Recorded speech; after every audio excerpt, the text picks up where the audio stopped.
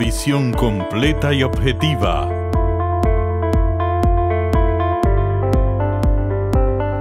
Del acontecer mundial. Presentamos Geopolítica con Nelson Encarnación. Saludos amigos y amigas, gracias por estar con nosotros para la entrega de este domingo de Geopolítica. Como siempre agradecemos su atención, son muy bienvenidos a estos comentarios, las entrevistas con las personalidades que nos dispensan, nos hacen el favor, digamos, de aportar sus conocimientos y enriquecer lo que es Geopolítica como programa de televisión. Recordamos que estamos por todas las vías de Teleimpacto, tanto en los cables, en la plataforma de la emisora, también en nuestras redes sociales y el audio en Samantha Radio Online. Así que por ahí nos pueden seguir en todo el país y más allá. Bueno, esta semana el tema fundamental fue la reunión sobre el seguimiento del Consejo Económico y Social de aquel encuentro importantísimo que tuvieron los expresidentes con el presidente de la República para tratar el tema haitiano. Pero hay un tema que vamos a tratar en el día de hoy con nuestro distinguido invitado, que es el ingeniero Freddy Pérez, miembro de la dirección política del Partido Fuerza del Pueblo. Es todo lo que tiene que ver con el área de la construcción, algunas medidas que se han tomado recientemente en el gobierno, y con Freddy vamos a hablar en un ratito. Pero los dejamos con el comentario internacional de nuestro colega y hermano Leandro Campos.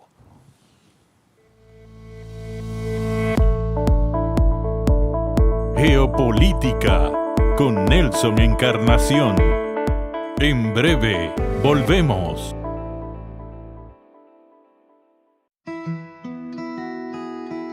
Si de algo saben las abejas, es de flores. Hay de todo tipo y para todos los momentos. Lo importante no es solo su color, tamaño o forma, sino lo que hace sentir cada una. Y para esos sentimientos trabajan. Igual que el Banco Central, que trabaja para hacer florecer la economía y que sientas estabilidad. Para ese sentimiento de tranquilidad, para ese sentimiento de crecimiento y desarrollo, para que la primavera llegue a todos los sectores y los planes de muchos den grandes frutos. Banco Central de la República Dominicana, 75 años trabajando por una estabilidad que se siente. Hola, soy la República Dominicana. Soy el merengue que mueve tus pasos y la bachata que despierta tus recuerdos. Soy la tambora que late con el corazón del pueblo. Soy el sabor de un sancocho compartido. El azul que abraza la bahía de Samaná con sus majestuosas ballenas y las aguas cristalinas que besan las arenas de Cabo Rojo. Aquí, el turismo no es solo un destino, es un ritmo, un llamado a descubrir, a respetar, a sentir. Porque cada sonrisa que encuentras, cada rincón que exploras, es un pedazo del alma que cuidamos con esmero. No vengo solo a sorprenderte, vengo a contarte que quien llega no solo se lleva recuerdos, se lleva un pedacito de nuestra esencia que lo acompaña para siempre. República Dominicana, reservada para el mundo. Banreservas, firme aliado del turismo dominicano. En Geopolítica, el comentario de la semana con el periodista Leandro Campos. Saludos, buenos días a todos los amigos televidentes de Geopolítica. Yo soy Leandro Campos y estoy aquí para compartir un capítulo más dando la vuelta al mundo. Mira, y en este domingo está cargado de informaciones importantes, tanto en el ámbito nacional como internacional. La primera es la gran preocupación después que la semana pasada el gobierno de Ucrania hiciera una incursión, digamos, sorpresa en territorio ruso, en la que se denominó la Operación Telaraña y terminó, según informaciones, con el daño de aviones importantes de la Fuerza Naval rusa, y eso provocó inmediatamente la euforia de los ucranianos en medio de este conflicto, justamente un día antes de que se iba a celebrar una reunión en Turquía para buscar vías de entendimiento y un acuerdo de paz. Sin embargo, eso revolteó todas las avispas y ahora Ucrania es objeto de un bombardeo sistemático y feroz de parte de Rusia, y hay la gran preocupación de que Rusia, después de esa incursión en su territorio, pudiera estar utilizando armas de una naturaleza diferente a la que ha usado durante los últimos 3 años de este conflicto.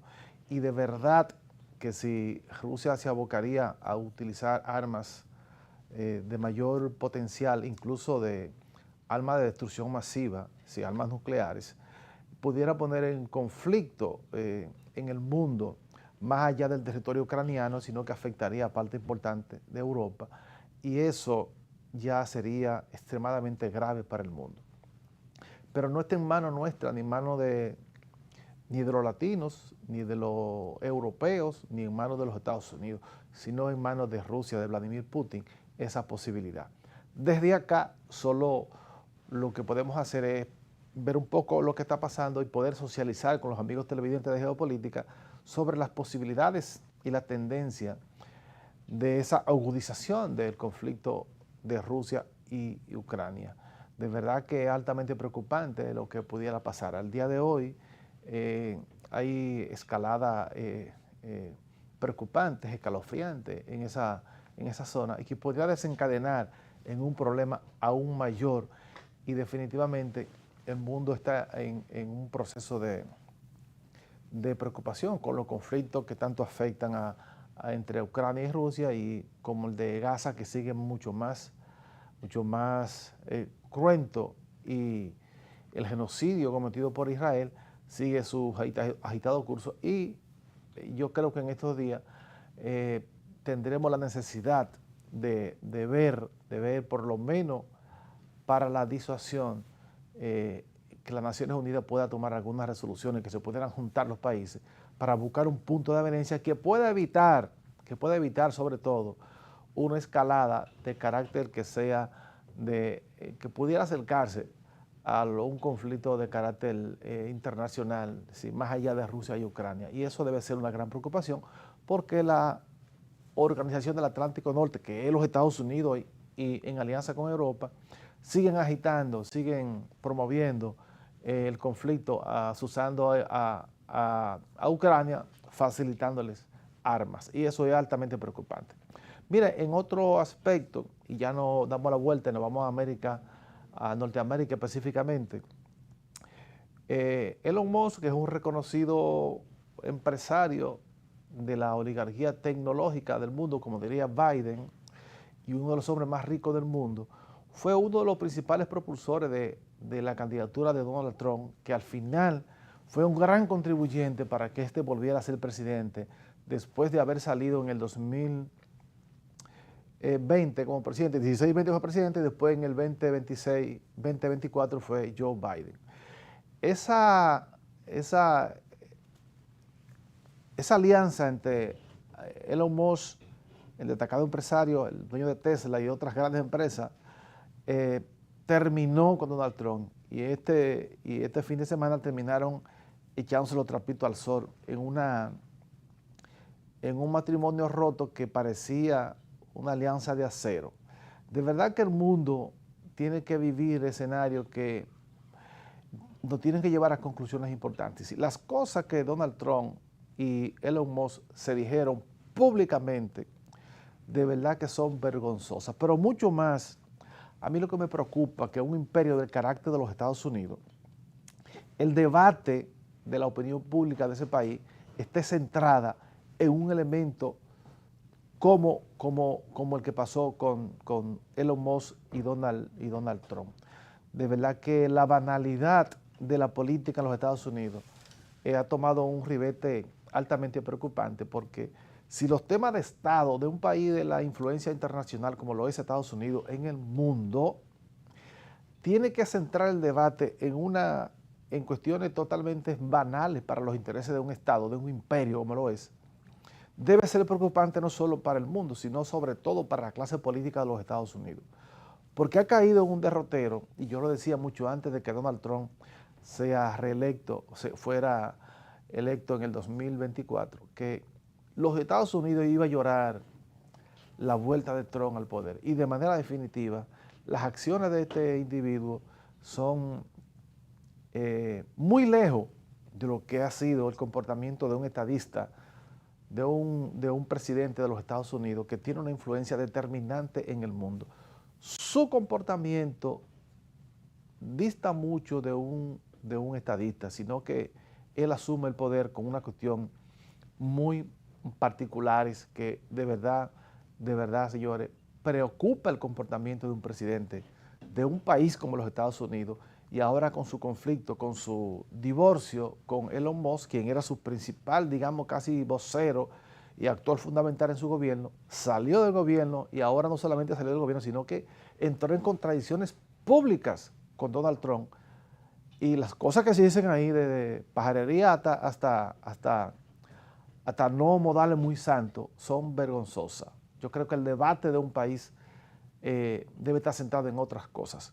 Doy la vuelta a los Estados Unidos y me voy al patio, vengo a la República Dominicana, porque merece que toquemos temas interesantes que marcan el debate en el país. Y yo pienso que la reunión de los presidentes, del presidente actual, Luis Abinader, con los expresidentes Hipólito Mejía, Leonel Fernández y Danilo Medina, merece la atención. Se reunieron en el CES con el director del Consejo Económico Social, el señor Toribio, y se acordó una agenda importante para seguir de cara al conflicto que vive la República Dominicana con Haití. Yo creo que es positivo que se junten los presidentes, pero yo creo que ese debate debe ir más allá de los intereses no solamente de los partidos, sino del interés de los expresidentes y otros actores. Y creo que el CES, el Consejo Económico Social, es un instrumento importante para que se expresen las diferentes posiciones sobre ese tema que es de mucha importancia para la República Dominicana. Porque la banalización del debate sigue siendo un tema en este país, así no puede ser. No es posible que nos estemos centrados en de que unas chascabanas que van a comprar por 18 millones de pesos para la cumbre de las Américas, vender para promover la imagen de República Dominicana frente a un evento de esa naturaleza, sea objeto de críticas y de debate en el país. Ya yo vi que la cosa anda muy mal. Si los debates, si los discursos que se debaten en la televisión y en la radio y en los periódicos es de esa naturaleza, significa que el país anda en una banalidad espantosa, que merece la atención de los que puedan pensar en otra cosa para el país. Yo pienso que eso es un tema de quinta categoría, ni siquiera de quinta. No es posible reducir el debate político y los medios de comunicación a un tema tan insípido, de tan poca importancia, habiendo temas tan interesantes que merecen la atención dominicana porque afectan intereses de todo el país. Yo soy Leandro Campos y para mí fue un enorme placer haber compartido en este día, en este domingo, este comentario, compartir estas ideas sobre temas importantes, tanto del ámbito nacional como internacional. Así que pasen muy buenos días. Geopolítica con Nelson Encarnación. En breve, volvemos.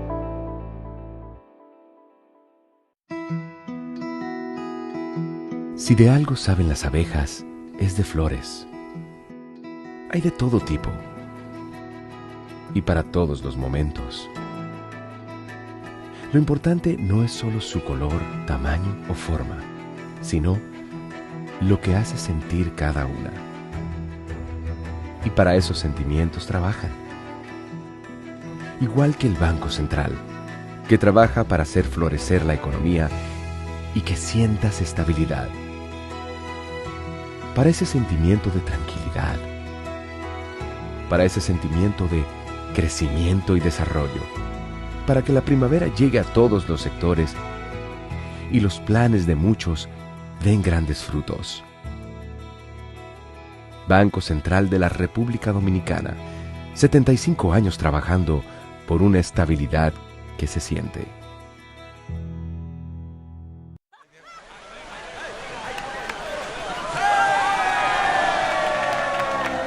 Hemos dado tantos pasos, hemos hecho sueños realidad. En cada esquina de esta tierra, ¡me voy con Nueva York! Vemos toda la felicidad. Oh, oh, oh. Siempre le damos para allá. Equipo que no se rinde, gente buena que da más. En cada esquina de esta bella tierra, la solidaridad es nuestro aliento. Extendiendo la mano, construyendo nuestros sueños. Es que los dominicanos siempre le damos para En Banreservas ponemos el corazón en el crecimiento de nuestra gente, comprometidos en todo momento y ocasión en ser el banco de todos los dominicanos.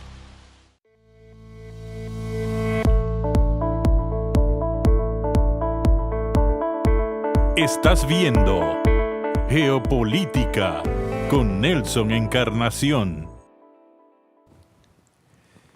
El ingeniero Freddy Pérez es una figura importante de la política, funcionario público, del área de la construcción, como ingeniero, una persona con quien podemos hablar sobre diversos temas.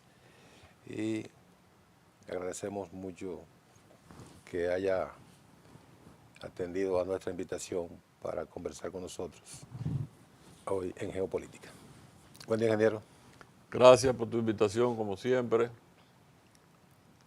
Antes era diario, ¿verdad? Y participaba en algunos días con nosotros, era diario, pero... A diario. Sí. Que cada uno tiene un programa, cada uno por un lado, o ustedes se juntan. No, lo que ocurre es que como yo estoy ahora aquí en la mañana por Teleimpacto con Manuel Jiménez y Gregory Caimares, Okay. Entonces Geopolítica está solamente los domingos. Ya. Sí, sí. Ingeniero, en el plano propiamente profesional, recientemente se anunció que se había variado la tarifa que cobra el Ministerio de Vivienda para la supervisión. Todo esto tuvo que ver con la realidad que se encontró el gobierno dominicano cuando colapsó el techo de la discoteca Yese, de que el propio presidente dijo, bueno, es que no hay mecanismo para la supervisión de obras, de las obras privadas, las edificaciones privadas. Entonces parece que eso fue conectado con la decisión de aumentar la tarifa que cobra el Ministerio de Vivienda para la supervisión de obras. Usted como ingeniero, constructor, desarrollador de proyectos, ¿cómo ve esa medida? En realidad, nosotros tenemos que remontarnos al hecho de que en la Secretaría de Obras Públicas se manejaba las obras civiles y de edificaciones. Entonces, la Secretaría de Obras Públicas y Comunicaciones, pero no es comunicación radial, era comunicación terrestre. Sí. Y bueno, ya existe el Intran, existen ya otras instituciones que manejan el tránsito, ¿no, verdad? Lo mismo, al formar la Secretaría, el Ministerio de la Vivienda, pasó la parte de edificaciones que tenía obras públicas, pasó a lo que era antes, que ahora se llama Vive, sí. De vivienda y edificaciones. Exactamente. Lo que era antes el INVI. El INVI. En realidad, yo estuve muchos años en obras públicas. Yo entré como empleado en 1973, renuncié en 1986 y regresé como ministro de Obras Públicas en el 2004. El hombre de confianza, como su secretario, era Milton Ginebra de Balaguer, que se ocupaba de la parte de edificaciones, que era un área de mucha importancia en la Secretaría de Obras Públicas. Y la manejaba Milton Ginebra. Entonces, edificaciones tenía tramitación de planos, que es donde se sometían los planos, tenía supervisión de obra y tenía el departamento de diseño. El director de edificaciones dependía de Milton Ginebra, que era su secretario. Y efectivamente, cuando realmente se sometían los planos, en obra pública se cobraba un impuesto. Se le contaba el pago del CODIA, que se le pasaba al CODIA, no era que se quedaba en obra pública, y una parte se quedaba en obras públicas para... De manejo administrativo y eso. Sí.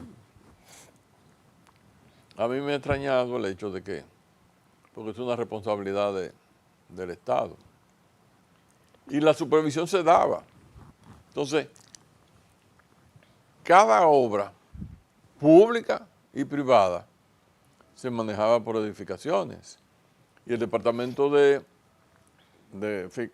supervisión, si yo iba a construir una torre privada, como me aprobaban los planos, que primero se someten al ayuntamiento, y del ayuntamiento que da el uso de suelo pasa a obras públicas. Ahora no, ahora será el MIBE que va al Ministerio de la Vivienda. Entonces, ¿qué sucede? El inspector iba y te supervisaba la zapata. Antes de vaciarla, estaba bien, te daba una tarjeta. Después te supervisaba las instalaciones eléctricas, sanitarias, eso. Te daba tu tarjeta. Te supervisaba la columna, las vigas, la losa, una tarjeta. Cuando se terminaba el proyecto, entonces daban una tarjeta final. Supervisaba el techo y todo eso. Eso quiere decir que, como en tramitación de plano, te revisaban la parte sanitaria, la parte eléctrica, la parte electromecánica, si había equipo, ¿no? Y estructural, y el diseño, inclusive, hasta tránsito. O sea, de que tuviera los parqueos suficientes. Había una revisión total. Yo creo que se hacían las cosas bastante bien. No sé cómo se están haciendo ahora, porque se nota que hay una deficiencia muy pronunciada. Entonces, cuando tú recibías esa tarjeta y tú ibas a un banco a buscar un préstamo, lo primero que te exigían era la tarjeta, pero ahora no ni siquiera la exigen. Yo te lo digo porque yo he construido y no me han pedido tarjeta de... O sea que lo que dice el presidente de que el Estado no tenía capacidad o no tenía la normativa para la supervisión de edificaciones privadas. No, se supervisaban. Se supervisaban, pero se supervisaban en el proceso de construcción. Lo que hay que aclarar es que no hay una cultura. No hay un seguimiento. No hay una cultura de que las obras de edificaciones y las obras civiles, porque hay que diferenciar. Las civiles son, por ejemplo, puertos, aeropuertos, grandes estructuras, y las edificaciones son casas, escuelas, edificios públicos, privados. Lo que no hay una cultura es que en la vida útil que se pueda determinar de una edificación, haya que hacer una revisión. o una inspección.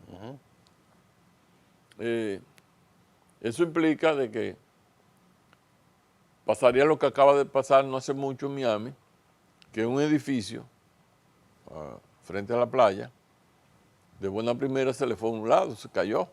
Y se determinó de que los residentes venían diciendo que en el sótano había una filtración de agua muy pronunciada, que estaba gritando y no hicieron caso y terminó cayéndose. Entonces, lo que implica que cuando se dijo de eso, lo que no hay es esa cultura de ir en la vida útil, o tú no puedes hacer cambios importantes, porque a eso sí, tú ibas a hacer un cambio y solicitaba a inspección, o tenía que someter el cambio a tramitación de plano. No sé si se está haciendo. Agregarle un anexo, por ejemplo. Tenía que hacerlo. Inclusive el ayuntamiento era muy efectivo en eso, cuando veía que había movimiento, se presentaba. Resulta que lo que no se hace aquí es que se revisa eso cada cierto tiempo. Entonces, amerita una revisión por un cambio, por un anexo. Aquí se usa mucho que tú tienes una casa y de buena primera le suben 1 y 2, 3 pisos. Un techo es un techo. Es el diseño para un techo es diferente al de un entrepiso. Porque se supone que en el techo no hay muchas cosas. Mientras que en el entrepiso hay muchos muebles. Ahí está la gente que se mueve todos los días, que vive ahí, que se puede armar una fiesta. Hay carga móvil, carga estática. Todo eso se toma en cuenta. Todo eso se toma en cuenta. En el techo es poco porque se supone que no se acumula grandes cosas. Sin embargo, lo que colapsó en Yesé fue el techo. Entonces, lo que pasó en Yesé no es complicado desde el punto de vista de ingeniería. Fue una cosa sencilla. Eso tenía un sistema de vigas potenciadas, apoyadas, ¿no verdad? Estaba apoyada en vigas y en columnas. Pero lo que pasó fue que si no hubo un huracán, si no hubo un terremoto, si no se zafó un camión de la basura y perdió el control y lo estrelló allá. Y se estrelló. Si no hubo una explosión de un tanque de gas, entonces, ¿qué pasó? Bueno, que muy sencillamente la estructura se defiende. Le comenzaron a colocar carga, y ella se va deformando y llega un momento que ya no aguanta más y falla. O sea que la vista te dice a ti que hubo un cortante muy fuerte. O sea, en estructura tú tienes los esfuerzos, y esos esfuerzos producen una flexión en la viga, o sea, se van flexionando porque el concreto aguanta mucha compresión, pero no aguanta tensión. Por eso tú le colocas la varilla adentro para que pueda coger esa tensión. Obviamente se fue deformando, eso da aviso, como los tramoyistas no saben de estructura, ni le importa. Mira, por ejemplo, nosotros estamos aquí. Mira la cantidad de lámparas que están aquí mismo, colgadas del techo. Ponen una viga que no llega a los extremos y ahí guindan las bocinas grandísimas, las luces y muchísimas cosas. Pero eso no está contemplado. Y llega un momento, como se llama en física, el equilibrio precario. Exacto. Eso no está contemplado. Que llega un momento que un vaso rompe ese equilibrio y va para, claro, para el piso. Una moneda te la puede romper. Exacto. Así de simple. Aguanta, pero llega un momento en que tú sobrepasas y hay un fallo, que fue lo que ocurrió realmente. Dio aviso porque la gente decía que caía una arenilla. Claro, si esta es una viga y se va deformando, el concreto de abajo se va desprendiendo. Los que quitan toda esa luz y toda esa cosa tenían que haberse dado cuenta, pero no decían nada. Pero, bueno, ¿qué carajo? No saben, además. No saben. Entonces, no son ingenieros, no son nada. Y pasó eso que cuando tú ves una viga, una foto, una grieta inclinada, es un cortante. Porque flexión y fuerza que produce cortante, esfuerzo que rompe. Entonces, pasó lo que pasó, que fue lamentable. Resultaría sencillo establecer qué ocurrió y por qué, más importante, por qué ocurrió. Bueno, ocurrió porque sencillamente... Digo, con los escombros y eso, ¿se puede establecer algún...? Es que no hay necesidad, porque fue sencillo. Eso de los escombros, tú puedes, está bien, tú con los escombros puedes hacer pruebas para saber si el concreto estaba bien, y puedes hacer pruebas con el potenzado, si había fallado. Eso está bien. En este caso no es necesario, porque fue sencillo. Fue un problema de sobrecarga. Tenía tanque de agua, tenía aire acondicionado, tenía una serie de cosas. Planta eléctrica. Muchísimas cosas. Que realmente ocurre mucho. A mí me han llamado muchas veces de edificios. Freddy, mira, un amigo me llamó no hace mucho, el año pasado. Aquí todo el mundo tiene su tanque allá arriba y ahora me quieren prohibir a mí. Digo, no. A una carta a la Junta de Vecinos y dice, bueno, o lo bajan todo o lo subimos todo. Me dice, pero ven. Yo fui y dije, no, pero mira, están bien colocados. ¿Por qué? Porque yo siempre le digo, si lo van a colocar, colóquenlo encima de la viga o de la columna, no en medio de la losa. Claro, y que no todo de un lado, sino de manera equilibrada. Exacto. Porque, ¿de qué se trata en la ingeniería estructural? De canalizar las cargas. ¿Y cuáles son las cargas? Las cargas vivas, las cargas muertas, inclusive el impacto puede generar una carga lateral. Entonces esas cargas se depositan en la losa. La losa manda esa carga proporcionalmente a las vigas. O sea, si es una losa cuadrada, un tercio va para un lado, para otro lado, para otro lado, para otro lado. Si es rectangular, se va a los otros lados, a los dos extremos. Manda esa carga a las vigas. Las vigas cogen su carga y la mandan a la columna. La columna agarran su carga y se la mandan a la zapata. Si tú no haces estudio de suelo, probablemente puedas hacerlo en una roca. Teóricamente, la roca es casi una zapata. Teóricamente tú podrías vaciar la columna encima de la roca, cosa que no es prudente porque tú tienes que repartirla. Sí. Entonces sería una carga puntual. Entonces lo mandan a la zapata porque se hizo un estudio de suelo. El estudio de suelo dice, ese suelo aguanta 5 kilos. O es un material malo y te dice, no, eso nada más aguanta 1 kilo.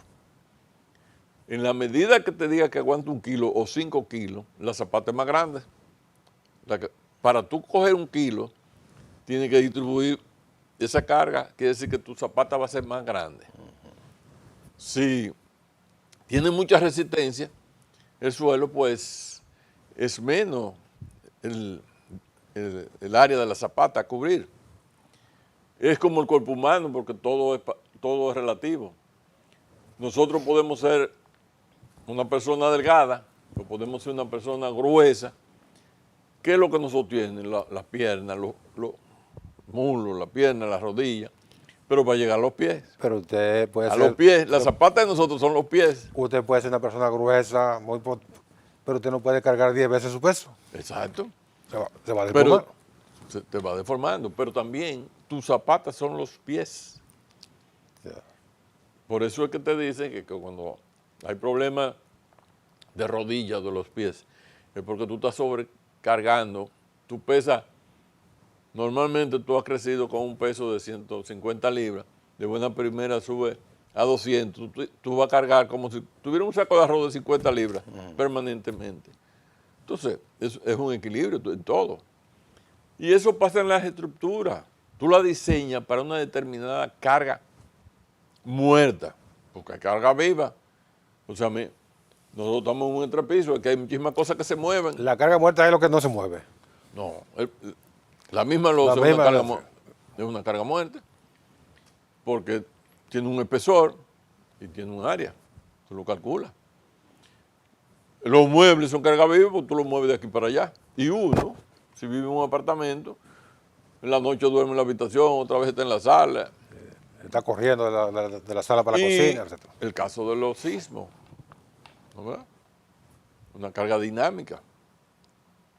El viento es una presión lateral a un edificio, pero es una carga que se mueve, que puede estar aquí como puede estar allí. Sí.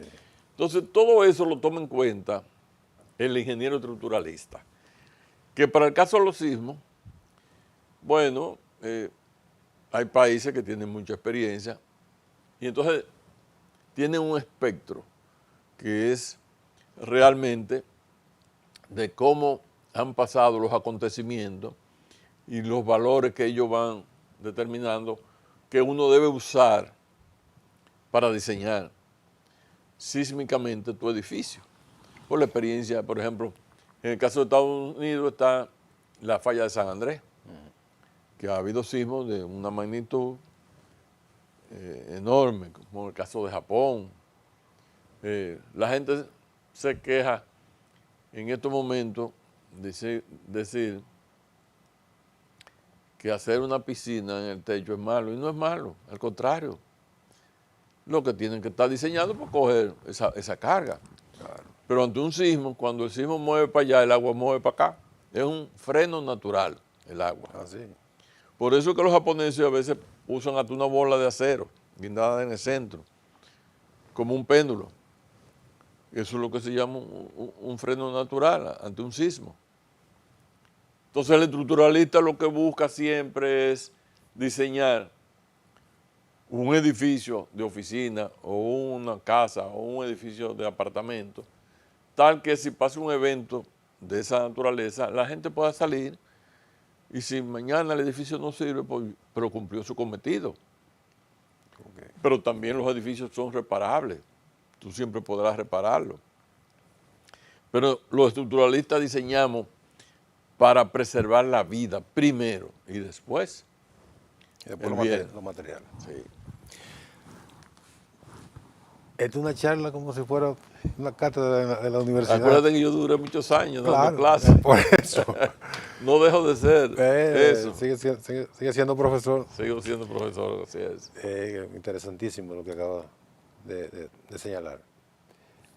Pero la queja de Acoprovi y otros desarrolladores independientes de que el aumento de la tarifa es excesiva.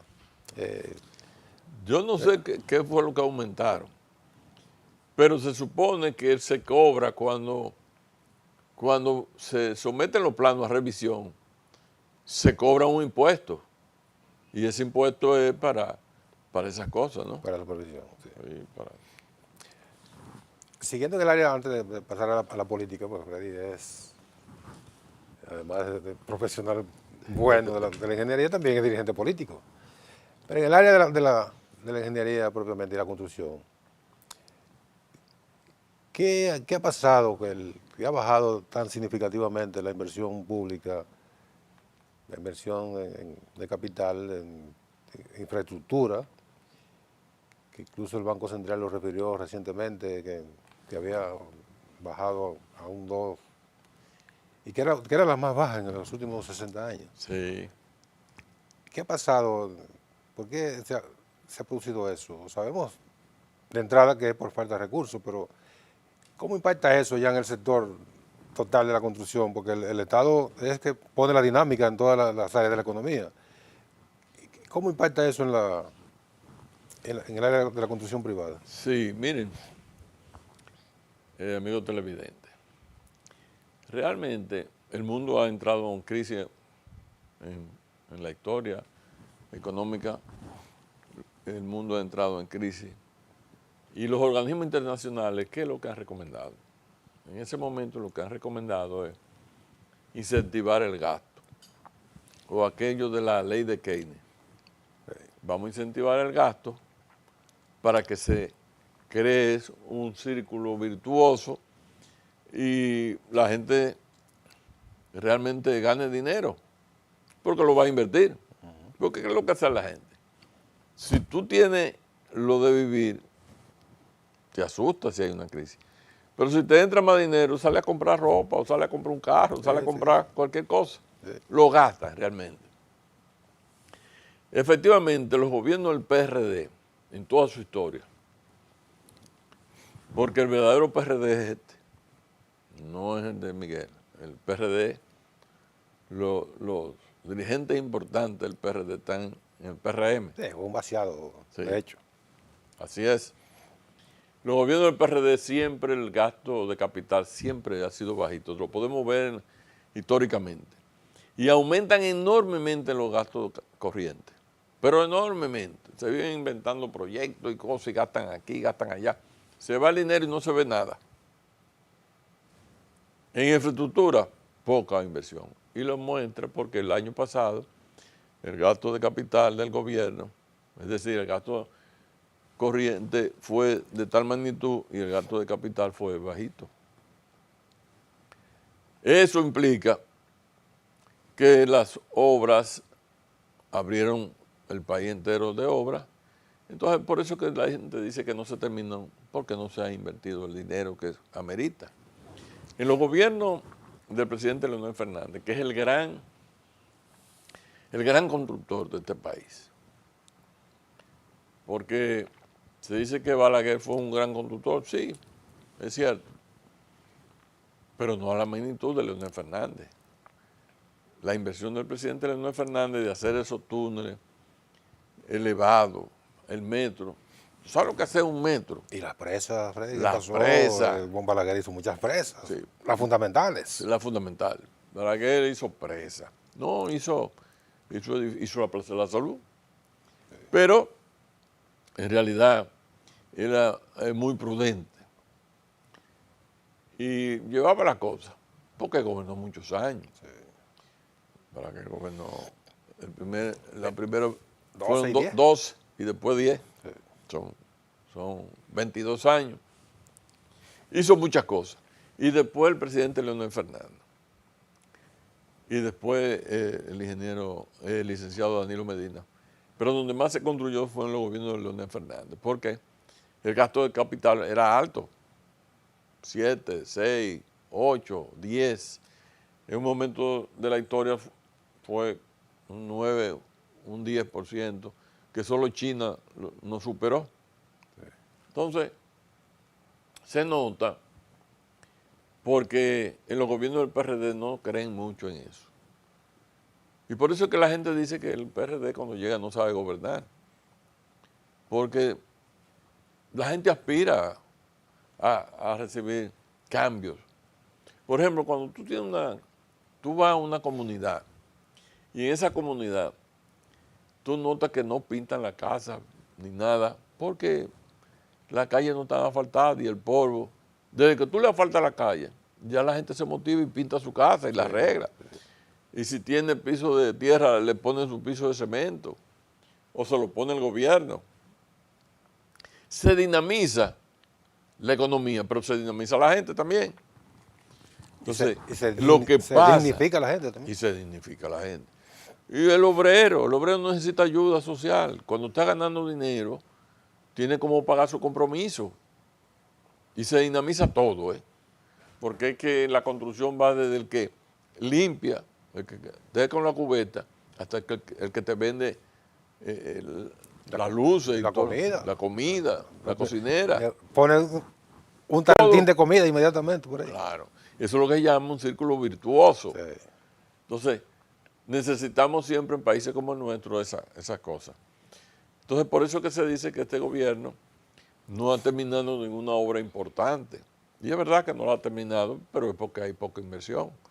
Entonces, el mejor secretario de Obras Públicas, el mejor ministro de Obras Públicas son los recursos. Sí. Bueno, pasando a la política, la Fuerza del Pueblo está inmersa en un congreso que va a elegir ahora a todos los dirigentes, incluyendo comenzando con el presidente Leonel Fernández, que es el líder de la organización, a todos los demás dirigentes, o sea, a nivel nacional e internacional. Pero la tarea fundamental de la Fuerza del Pueblo no es solo organizarse internamente, sino ponerse en condiciones de poder competir con posibilidad de ganar las elecciones ya ahorita, el 28. Al doblar de la esquina. Ya, eso, rapidito. Sí, nosotros estamos concentrados. Primero, teníamos dentro del Congreso teníamos la parte organizativa de realmente, como nosotros fuimos un partido que nacimos y crecimos rápidamente, y las cosas se hicieron de dedo. Ahora no, ahora el primer Congreso, Franklin Almeida, nosotros logramos mejorar los estatutos, los reglamentos internos del propio partido. Nos estamos organizando. Ahora estamos en el Congreso Elector. ¿Qué significa el Congreso Elector? Bueno, que aquella vez, pues, realmente hubo que poner gente. Ahora, en el transcurso de esos años, se ha demostrado que hay un equipo que trabaja, que ha llevado el partido, que apenas se fundó en el 20, 19, el 20, participó en el 20, pero fue en el 19 que nos separamos. Entonces, lo que se ha determinado, que esos compañeros se mantengan en la dirección central y que se amplíe la entrada de otros compañeros que han demostrado capacidad y trabajo, y se seleccionará a esos compañeros o se someterán a una elección. Entonces, lo que se tiene claro es que hay compañeros que son presidente municipal o presidente provincial del partido, pero a la vez son miembros de la dirección central. Se le va a mantener el hecho de que sean miembros de la dirección central, pero no pueden mantener la dirección municipal o provincial, sí, y tendrá que ir a una competencia. Tiene que ganársela. Tiene que ganársela. Lo que pretendemos, como es lógico, de que cada municipio hay un consenso, que como decía el presidente Leonel Fernández recientemente, debe haber un balance de poder en los organismos. ¿Qué significa eso? Entre lo que existe y lo que puede llegar. Sí, no, que el que es presidente, que sale presidente, no puede pretender que de parte de él le pongan el secretario general, le pongan el vicepresidente. No, que las fuerzas que coinciden en una dirección de base y que conforman las direcciones medias, hay un balance, hay un equilibrio y una representación de las diferentes fuerzas que inciden, porque eso nos da un partido fuerte. Y entonces eso significa que nosotros nos estamos preparando para que a la vuelta de la esquina tenemos unas elecciones nacionales y participar con mucha posibilidad, hay muchísima posibilidad de que el próximo presidente sea Leonel Fernández y el partido de gobierno sea la Fuerza del Pueblo. Está determinado que, la pregunta parece como medio tonta, pero está determinado que Leonel va a ser el candidato, el presidente Fernández va a ser. Bueno, lo que pasa es que todos hemos entendido que el candidato natural de la Fuerza del Pueblo a la presidencia es el presidente Leonel Fernández, que ha demostrado capacidad, ha demostrado que está en las condiciones intelectuales y físicas para seguir gobernando en este país y aportarle a este país. ¿Pero hasta cuándo? Bueno, yo pienso que ya no podría después de este periodo que viene. Gana en el 28, automáticamente está en el 32. Yo pienso que la situación actual amerita la experiencia de un hombre como Leonel Fernández. Llegará el momento, porque las cosas suceden de manera natural, como sucedió con él. Ahí tenemos nosotros una persona que gusta, que conecta con la población, un compañero, Omar Fernández. Es decir, que nosotros somos el partido en mejores condiciones, un candidato natural y un futuro asegurado. O sea que vamos en buen camino. Se vería que en el 32, si el presidente Fernández gana el 28, se reelige el 32, 36, y le sustituye a Omar, se vería como que es una dinastía. No, porque aparecerán, no, porque una dinastía sería impuesto. Si tú sometes las cosas. Pero es casi. No, si tú lo sometes, porque por ejemplo, ahora cuando se presenta el candidato presidencial, no se puede impedir que una gente diga que quiere ser candidato, porque eso es lo que es la democracia. Sí, pero sería alguien por aparecer. Exacto, porque el candidato natural es Leonel Fernández, pero no se le impide, porque nosotros creemos, no hay nadie que crea más en la democracia que el propio presidente Leonel Fernández ha dado demostración. Y lo ha dado demostración que cuando no le ha tocado reelegirse, no cambia la Constitución para reelegirse. Lo ha demostrado. Él cree que la democracia no solo debe decirla, sino hacerla. Entonces yo creo que el candidato natural, Leonel Fernández, el país en estos momentos requiere de retomar el camino. Fíjate que hablamos ahorita que el área de infraestructura en el país está muy lenta, y es porque los gobiernos del PRD, como yo dije ahorita,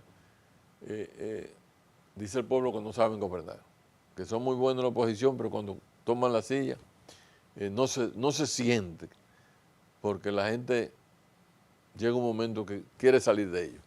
Ahora mismo se siente como que la población, te lo digo porque mucha gente me está llamando, mucha gente que no me llamaba, gente que simpatizaba con nosotros, que fue y votó por Abinader, le gustó Abinader en ese momento, pero ya se quiere ir, ya me está llamando y me está diciendo, yo estoy aquí, yo sé que tú estás ahí, yo quiero ir con ustedes, aquí estamos, no hay problema. Pero de eso se trata, un país democrático tiene esa ventaja de que tiene oferta y la población la compra. Sí. No es con un fusil. Si tú decides no ir a votar, tú tienes que tener claro que tú pierdes el derecho de opinar en política. Claro. Ahora, si tú vas a votar y votaste por el candidato que tú entiendes que es el que mejor, bueno, pues eso hay que respetarlo. Por lo menos fuiste responsable. Que fuiste a votar, no importa por quién vote. Si se mantendría el gobierno actual, bueno, pues eso fue lo que quiso el pueblo. Sí. Eligió un candidato de lo que ellos propongan. Nosotros creemos que en esta circunstancia, el hecho de que el presidente Leonel Fernández le cambió el perfil al país, el perfil lo cambió. Un país horizontal se ha convertido, la ciudad de Santo Domingo se ha convertido en una ciudad vertical. Eso vino con los gobiernos del presidente Leonel Fernández. Era un lujo pensar, antes del 96, que en casas de clase media, baja o media, habían aire acondicionado o había lavadora. Eso no se conocía. O había 3 carros ahí. O había 3 carros. No había carro. Fíjate que las casas no tenían marquesina. Entonces, en Ciudad Nueva es lo primero que no hay lindero. Y en segundo lugar no hay parqueo. Ciudad Nueva se hizo sin parqueo y sin lindero. Todo es como Manhattan, todo está pegado. Tú puedes andar en la azotea la cuadra entera. Sí. Y era porque no habían tantos vehículos. De edificio a edificio. Sí, tú puedes correr porque están todos pegados. ¿Qué significa eso? Que el perfil del país cambió, pero también cambió en la parte jurídica. La escuela de la magistratura, también cambió en la salud. Se hicieron cantidades de hospitales y de clínicas. También cambió en la educación. Cuando se revisa, se dice que no. El presidente, los gobiernos del presidente Leonel Fernández dentro de los presupuestos tenía una partida altísima en construcción de universidades, de escuelas, de dinero dedicado a la educación. O sea, que los gobiernos del presidente Leonel Fernández en educación, en salud, en infraestructura, se destacó. Entonces necesitamos un hombre con la capacidad internacional, porque siempre se necesita tener relaciones internacionales para vender el país, ¿no? Mira, por ejemplo, eso tendrá que cambiar. Hay que reconocer que Haití, siendo un país tan pobre y con tantos problemas, siempre ha tenido un gabinete de embajadores muy eficiente, sí, al punto tal de que convencen a los organismos internacionales y a los países y a los países del Caribe de que nosotros somos culpables de esta situación cuando nosotros somos los que hemos ayudado a Haití. Así es. Gracias, Freddy. Ya se nos fue el tiempo. Se va el tiempo rápido. ¿Cómo va a ser? Como dice popularmente. Yo creía que habían pasado. En buena compañía. Interesante. No, gracias por invitarme. Con el ingeniero Freddy Pérez. Así que ahí está su exposición y sus criterios. La defensa de su candidato Leonel Fernández, lo que entiende que debe ser el próximo desenlace en las elecciones de 2028. A ustedes gracias por su atención este día y hasta el próximo programa. Los dejamos en la compañía del doctor Marino Vinicio Castillo y La Respuesta.